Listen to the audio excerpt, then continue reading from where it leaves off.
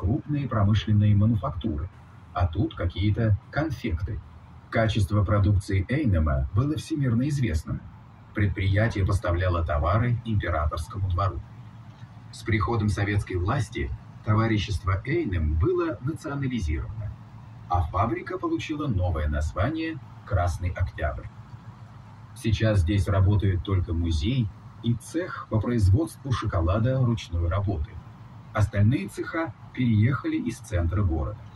Большинство зданий бывшей кондитерской фабрики «Красный Октябрь» в настоящее время входят в состав арт-кластера и Института архитектуры и дизайна «Стрелка». А теперь взглянем налево. Мы идем вдоль Причистинской набережной.